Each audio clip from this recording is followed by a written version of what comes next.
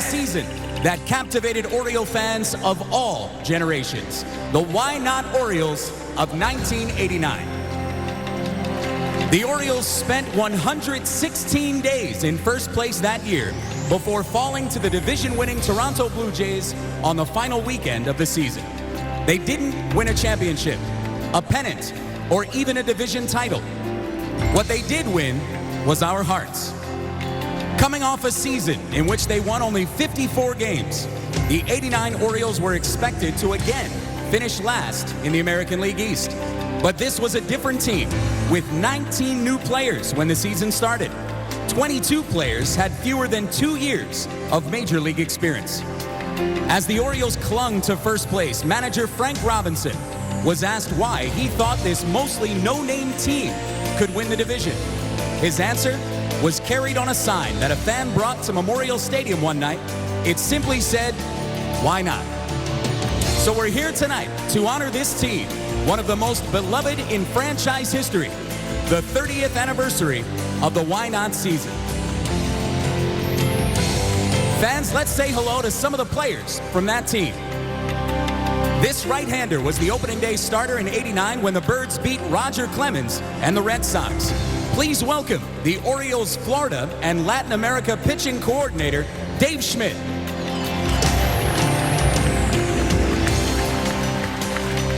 There were 2 pitchers by the same name in spring training, so they differentiated them by their home state. He made 13 relief appearances in July of '89. Say hello to Texas Mike Smith.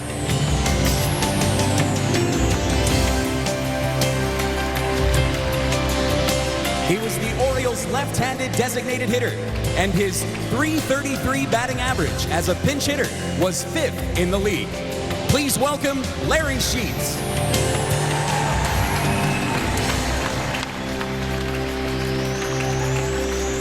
This outfielder led the club with a .285 batting average in 102 games. Say hello to Joe Orsolak.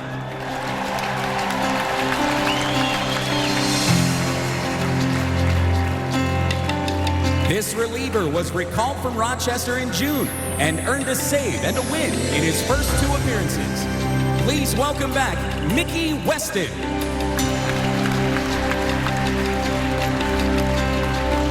He made 71 appearances between second, short, and third, including 49 starts.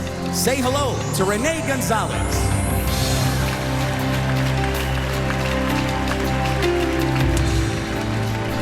This third baseman led all rookies in RBI and was named the Sporting News American League Rookie of the Year. Please welcome back Craig Worthington.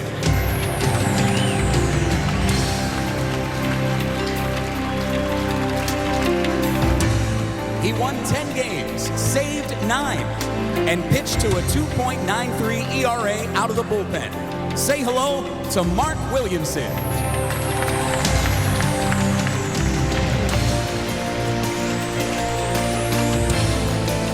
This next gentleman was the first player selected in the 1989 draft and made 6 relief appearances in September. From MASN and the Orioles Radio Network, here's Ben McDonald.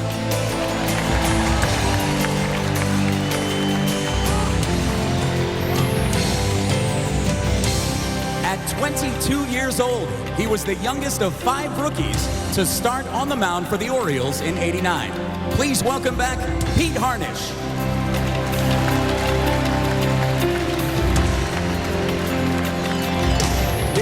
Pitcher led the league with 36 starts, going 14-12 with a 3.74 ERA.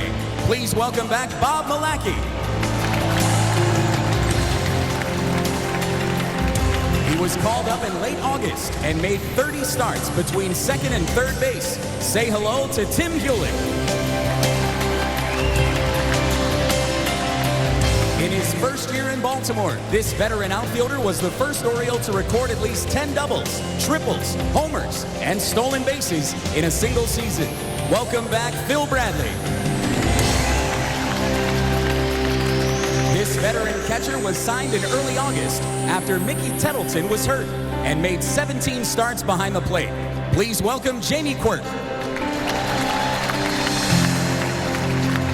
He missed a month on the disabled list, but started 96 of 113 games at second base between mid-April and mid-August. Ladies and gentlemen, Bill Ripken. This rookie outfielder was acquired during spring training from the Dodgers and batted .266 in 122 games. Welcome back, Mike Devereaux. He was called up in August and was the American League Pitcher of the Week in his second week with his hometown Orioles. You see him on MASN and hear him on the Orioles radio network. Ladies and gentlemen, Dave Johnson. This left-hander went 18-8 with a 3.43 ERA and tied for 6th in Cy Young Award voting. Say hello to Jeff Ballard.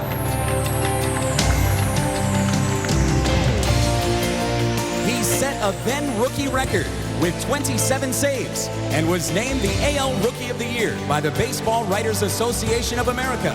An analyst on the Orioles radio network, here's Greg Olson. Finally, he led AL shortstops in homers and RBI and finished the '89 season having played in 1,250 consecutive games, less than halfway to his final record of 2,632. Welcome, Hall of Famer and Orioles legend, Cal Ripken Jr.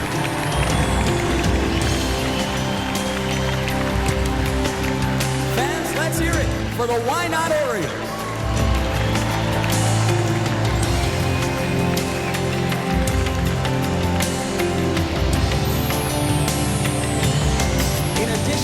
To these members of the 1989 team, ladies and gentlemen, we'd like to acknowledge those who are no longer with us. Infielder Juan Bell. Pitcher Kevin Hickey. Coaches L. Rod Hendricks, Kurt Moten, Johnny Oates, and Cal Ripken Sr. And Hall of Famer and Orioles legend, manager Frank Robinson.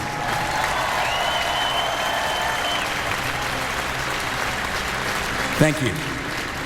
And now, we'd like to bring up a few guys to give us their thoughts on the season and some of its highlights. Ladies and gentlemen, please welcome to the stage Dave Schmidt, Bob Malacki, and Jeff Ballard. Come on up, guys.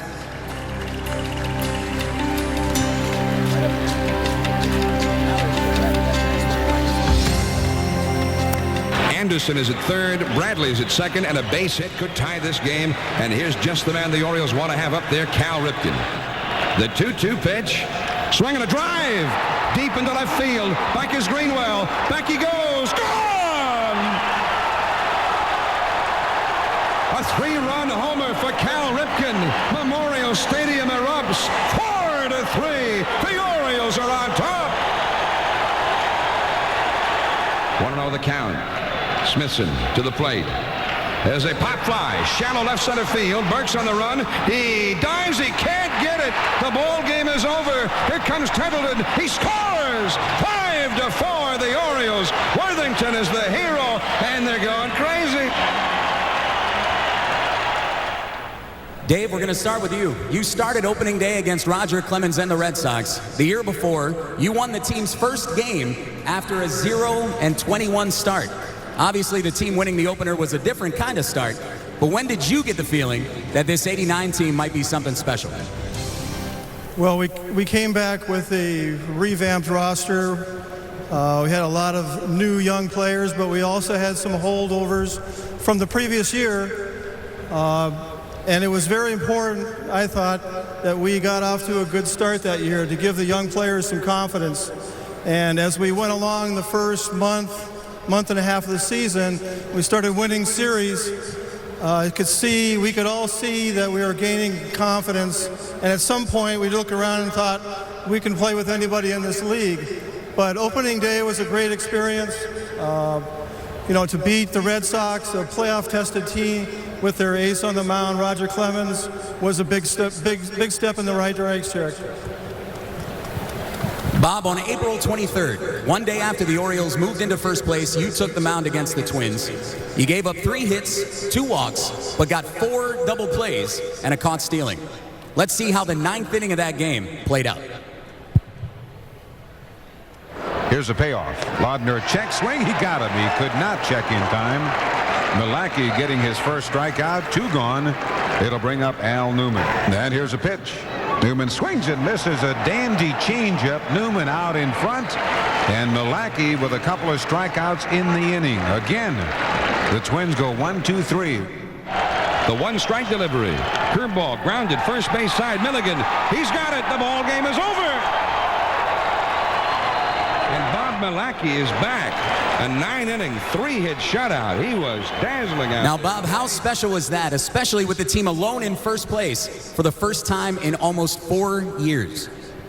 Well, that was a special game for me. I remember like it was yesterday. It was a game where you face minimum hitters. You had to have a little bit of luck with some ground ball double plays, getting turned, and our defense, you couldn't ask for anything better that year. But the big thing is where we went out there and had a real quick game because it was a game. It was a getaway day, so it was like a 2-hour game, so it was kind of special. But other than that, it was really a nice experience to be able to do something like that, and everything was working for me that day. And just didn't put the ball in play, and guys behind me did the job of turning double plays, making plays when they needed to, and I believe I had one guy caught stealing in there, and it just worked out to where it was minimum hitters, shutout, 2-hour game, we're on the road. A week later, Jeff, you completed the first 5-0 April in Orioles history, and you went 6-2 down the stretch.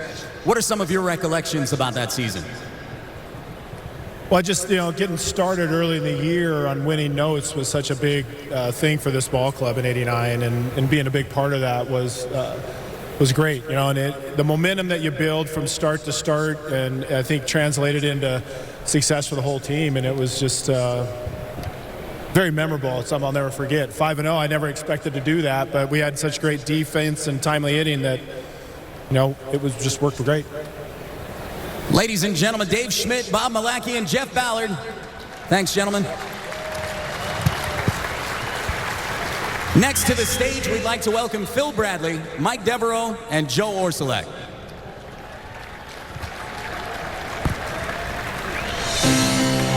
Yeah, come on up, guys.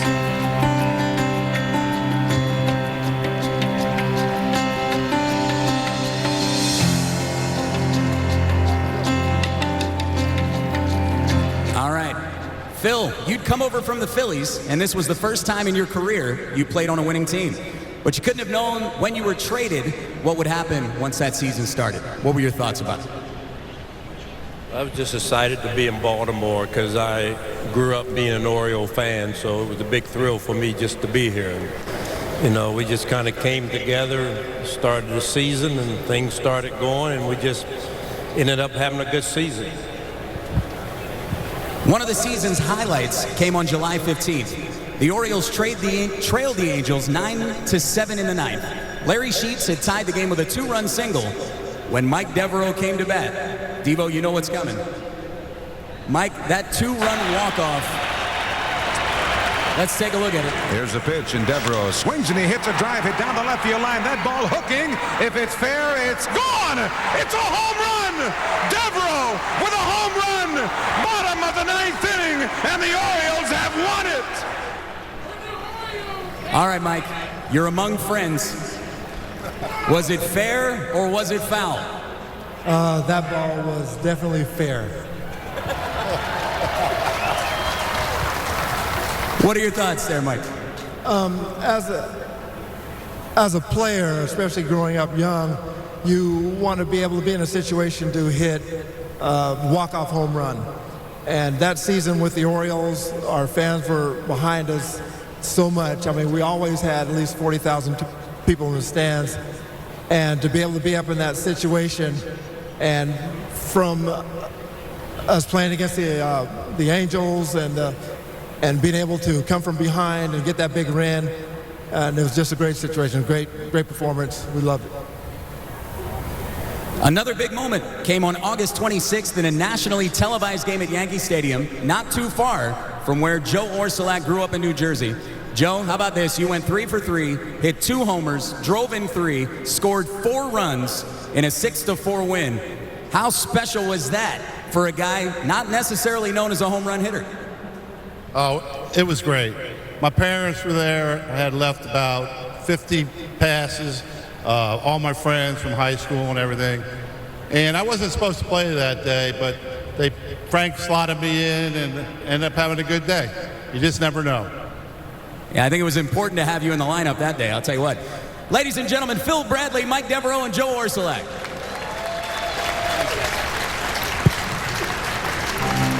And now we welcome Greg Olson, Pete Harnisch, and Dave Johnson. Come on up, guys.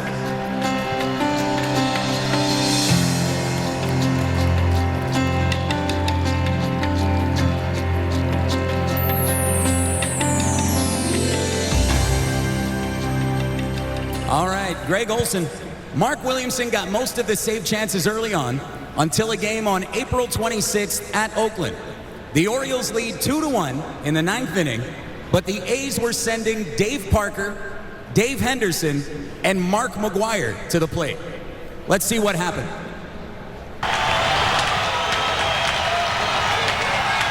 Breaking ball, swung on and missed, and Parker strikes out. Orioles 2, Oakland 1, 1 out, bottom of the 9th inning. Here comes the hook, and down he goes, right off the table. What a great curveball. The Orioles score 2 in the 8th to take the lead, 2-1. And the 2-2 pitch. And a roller. Got him, called strike 3. Greg Olson strikes out the side, the bottom of the 9th. He got Dave Parker and Dave Henderson swinging, and Mark McGwire is called out on strikes as the Orioles defeat the Oakland A's 2-1. Greg, this was obviously a big moment. I wish everybody could hear the reactions coming from these guys over here. Tell us a little bit about that. Easy as can be, right? Well, I went out for the 9th inning, the 8th inning, and pitched, did my job, and I thought they were going to turn the ball over to Mark Williamson, so I was happy my job was done. And then nobody took me out of the game. And walked out for the 9th, and Mickey had played for Oakland the year before, so he knew the hitters, and they hadn't seen me before, so I just relied on Mickey, and whatever finger he put down, I threw it. Pretty incredible stuff for a rookie. It all boiled down to that final weekend in Toronto, and after the Orioles lost a tough game on Friday night, they needed a win Saturday to extend the season. Pete, you were supposed to be the starter that day. What happened? I don't know. Dave Johnson wound up pitching, that's all I know. How come this whole celebration about this whole season always boils down to me telling the story about how I stepped on a nail and went right through my foot, and I'm walking home from the stadium the night before, and I thought I'd be all right. Next day I got up, tried to get out of bed, fell right down, couldn't put any weight on it, and that was the end of it. So that's my story for this huge celebration. All these guys have highlights. Do we have any tape? Can we roll tape on me stepping on the board? My question is, where was Dave Johnson when that nail was planted? Do we have video of that? Yeah. We don't know. There's been conspiracy theories before. So, Dave, you get the start. You weren't even on the roster before August 1st. Quite a change from pitching in Rochester in July. Yeah, I was fortunate that I had a map of where Pete was going to walk home to the hotel that night, so it worked out pretty good. But yeah, I just got there. I actually didn't pitch great in September after having a pretty good August. And Frank told me, I don't know if he told Pete or not, but he said when we were in Milwaukee, whoever pitches the best out of us two was going to get that Saturday game. I lost. I think Pete won, so it was his game, except for the fact that I had a plan. And so after I realized I get to the ballpark and the baseballs are in my shoes, which Elrod always put them in the starting pitcher's shoes, I was like, okay. So I went to Al Jackson, the pitching coach, and I said, hey, I'm not pitching. And he said, yeah, Pete stepped on a nail. Something's wrong with his foot. He can't pitch. You're pitching. So I went out and pitched, and I gave up a run in the first inning. Felt awful. Frank Robinson caught me at the top of the step of the dugout, and let me have it pretty good, and basically told me to get my head out of my butt. We got a game to win. And fortunately, I realized after that they couldn't hit a ball out of the ballpark because the wind was swirling with the dome open. So Devo and Bradley, all the guys were just running around catching a whole bunch of fly balls. And I ended up getting to the 8th inning. Unfortunately, we were winning 3-1, but it didn't work out. Ladies and gentlemen, Greg Olson, Pete Harnish, and Dave Johnson. Thanks, guys. That's great. Finally, ladies and gentlemen, let's welcome to the stage Bill Ripken and Cal Ripken Jr.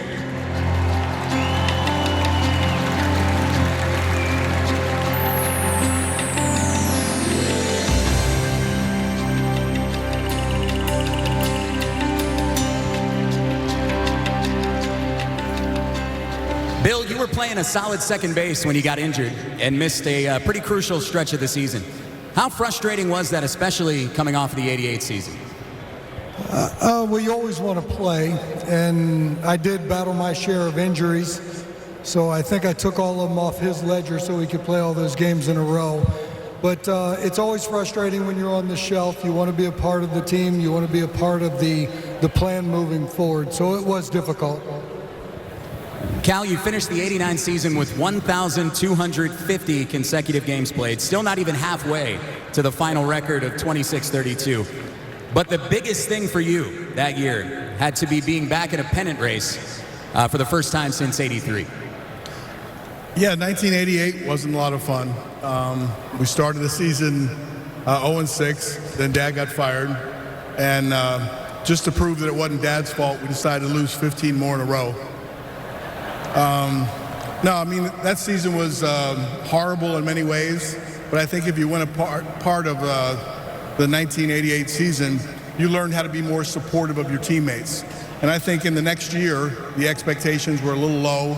We had a new group of players, a lot of energy in the outfield, and then all of a sudden hope happened. And we started playing really well, and it was one of the more fun seasons that we ever had. I always said that when you win, the season goes by like that. And that was one of the fastest seasons. We had a good group of guys, we played well, and even though we finished a little short, I think all of us took a great deal of pride in what we were able to accomplish that year. You both grew up around this area. You know better than most what this team means to Baltimore and to the people here. Why do you think that team, the 1989 team, resonates so much with Oriole fans? Well, growing up around the area, I believe that everybody knows that this is kind of a blue-collar town.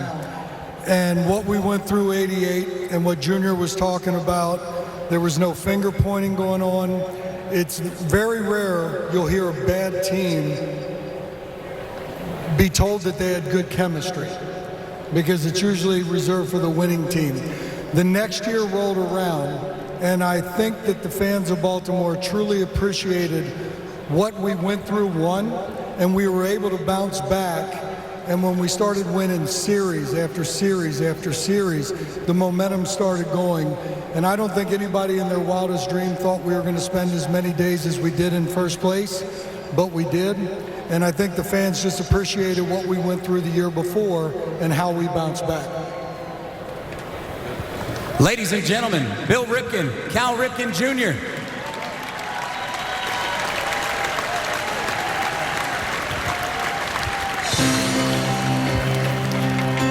Ladies and gentlemen, before we go, it's now time for our ceremonial first pitch. Doing the honors this evening in honor of tonight's 30th anniversary of the 1989 reunion ceremony, let's hear it for '89 Orioles pitcher Dave Johnson. And catching his pitch tonight is the catcher from that team. Give it up for Jamie Quirk. All right, DJ, whenever you're ready. As soon as he's got a glove, just remember, you can't bounce it.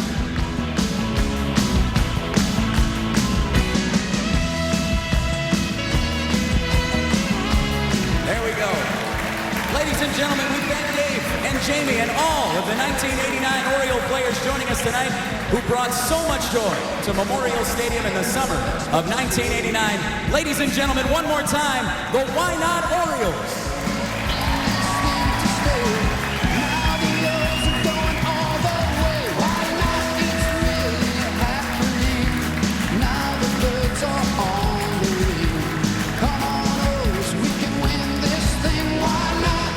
Thank Ron Wagner for the great ceremony. Up next, Orioles host the Houston Astros. Jim Hunter and Ben McDonald on the call.